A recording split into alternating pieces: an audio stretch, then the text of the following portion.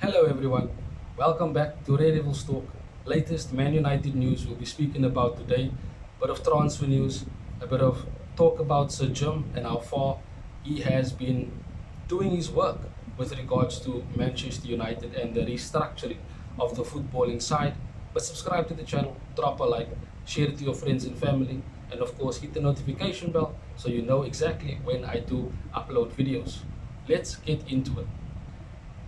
It is really funny how quiet it can be around Manchester United when there is no negative news, when the media doesn't have anything to blame, to say is a problem, no player leaks. That kind of causes a bit of peace at Manchester United. And I, for one, feel quite happy that there hasn't been, the past few days at least, any news coming out that is bad, that tends to put a bit of a toxic atmosphere at the club. Sir Jim and Ineos coming in has brought a breath of fresh air, in my opinion, and good optimism for the future if everything he says is as it will be. There's various things that he's promising, and I mean, that's all good to hear. But the proof is in the pudding. The actions will show when we have good results, whether it be behind the scenes that will filter onto the pitch and onto the pitch itself, which is the most important thing. We definitely have to be more patient because we can't expect changes to happen overnight. It's not possible. You won't see any changes that is made by Ineos and Sir Jim, etc., behind the scenes to make an instant impact off the field. I think if there was more money, if it was done earlier, then perhaps we would have find ourselves more busy in this transfer market. But it's not easy to try and get players in knowing that you are unable to get certain players out, i.e. the likes of Martial, who are not wanting to leave, which leaves us in a bit of a predicament. But we know about Martial and his disrespect towards the club in that regard, in my opinion. But let's get into the news, and let's first start by talking about three possible loans that we could maybe look at getting this month. I honestly believe that the most obvious one that we can look at getting is probably Todibo from Nice, considering Sir Jim being the owner of Nice and him being available on the loan market. I think that is a deal that we might look to do. But the other two with Benzema and Gonzalo Ramos, which I'll get into speaking about now with the article, I don't see that really happening for one, wages reasons, and also I don't think that Sir Jim or the Glazers are going to be giving a green light for us to get a player in that will be here for 6 months and have a high wage.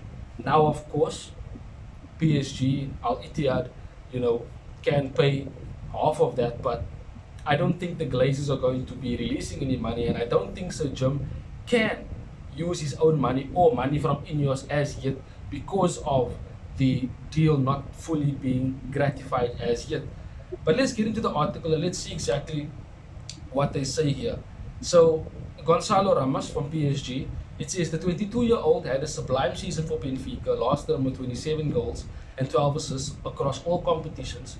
Starred for Portugal at the World Cup, as we know, with a memorable hat-trick in the 6-1 rout of Switzerland.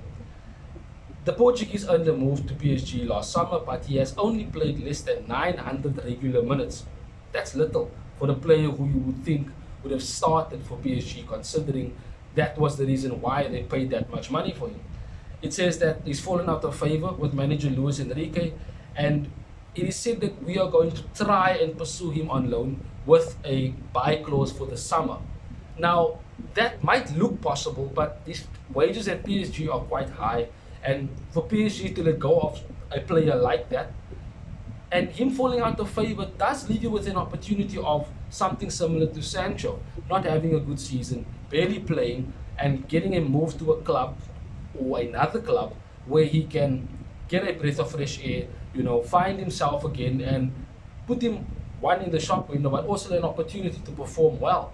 Now, we were interested in Gonzalo Ramos before he went to PSG, and we didn't have the money to buy him, hence the reason why we were only able to get Hoyland.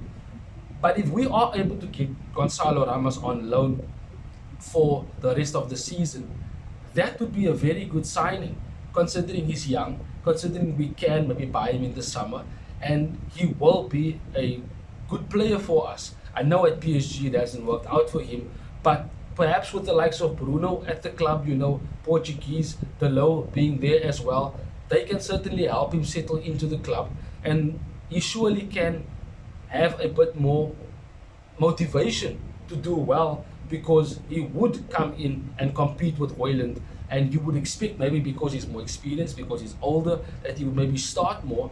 But I think it would probably be a good risk to take, because if it doesn't work out for 6 months, if he doesn't crack it in the Premier League, and the FA Cup, which is the only other cup that we are in, then don't buy him.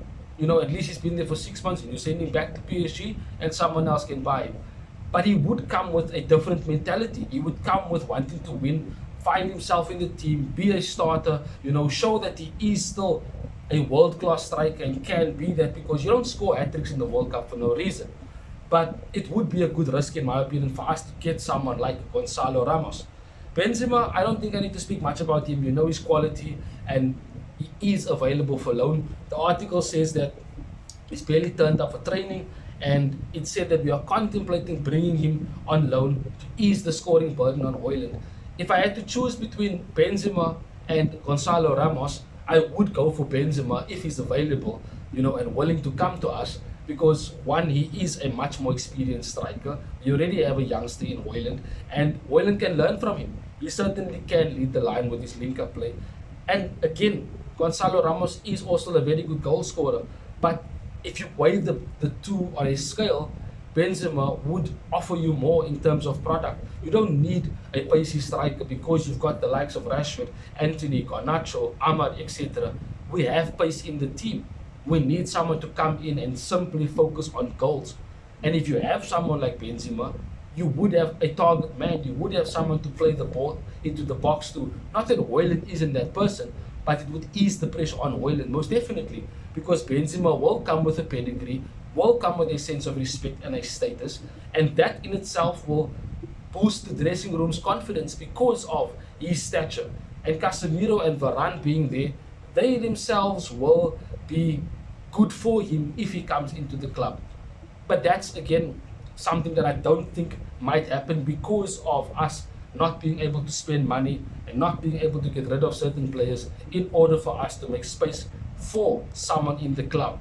We are only able to make one more loan signing, because Amrabat is the other person that is on loan. So it's difficult for us to bring, a good player in on loan. And that is why I think Todibo is more likely, because of him playing at Nice, because Sir Jim owns Nice, and it would make for an easy switch between two clubs because of Sir Jim owning both. And it is possible. It's a loan move. It's not a case of him frauding any particular money or any particular way in this deal. It's just a matter of him actually making a move that is potentially a long-term move and made permanent in the summer. And it is said that Todibo has been linked with the Red Devils since the summer transfer window. The French centre-back was an option in the final weeks before the deadline, but United could not afford him due to FIFA fair play issues. They needed a high-profile exit, which did not happen. Things have not changed, but a loan deal could be pursued with the help of Sir Jim Ratcliffe, who is also the owner of the French club. This could be a complicated one to pull off, as the integrity of the move could be questioned by the Premier League, with Ratcliffe yet to secure his minority stake at United. His deal with the club will only be rubber stamped next month. As I said, it's difficult for us to do anything this month because of Sir Jim's deal not fully being ratified and rubber stamped, as it says in the article. So it's good to have these targets, but it's difficult for me to see us actually bringing someone in on loan or even permanently in this transfer window because of us not being able to be active. FIFA fair play is a reason, but the other reason is also us not able to get players out of the door. We can't seem to get rid of the likes of Martial, the likes of McTominay, Maguire are still here, and they would have helped, if clubs came in for them, but clubs are not going to come in for them right now because one, their wages are high, and two, I don't think the likes of Maguire and McTominay will want to leave Man United now. Maybe in the summer transfer window, you know, if we bring in a Todibo, a Maguire must be out of the door, maybe even a Lindelof. So it is a difficult transfer window for us. And it's very difficult to see if we're actually going to bring someone in this month, whether it be on loan or permanently, as I said. But we've had surprises. I mean, we've brought in the likes of Henrik Larsson, Sabitzer, Wout Weghorst, in the recent times. Perhaps we pull out the deal late in the window. There is still time, and anything can happen in football. It is a crazy world, and who knows what type of deals are being done behind the scenes. And we'll see what happens when news comes out as we move on throughout the days. We'll speak a bit more about Sir Jim in a separate video. I think let's rather put full focus on Sir Jim, because this video has been mostly on any transfer business and where we might find ourselves so far in this window. But Sir Jim needs its own video, and I will definitely put time aside and speak about Sir Jim at Ineos, the Brailsford, etc., and what exactly they have been planning for Manchester United and its future. Thank you for joining me. Drop a like. I hope you enjoyed the video. And of course, subscribe to the channel if you haven't done so. If you're new here, I do appreciate the love and support. Have a good weekend, Red Devils. See you in the next one. Bye-bye. Thanks for watching. If you want more content on Manchester United, like, share and subscribe.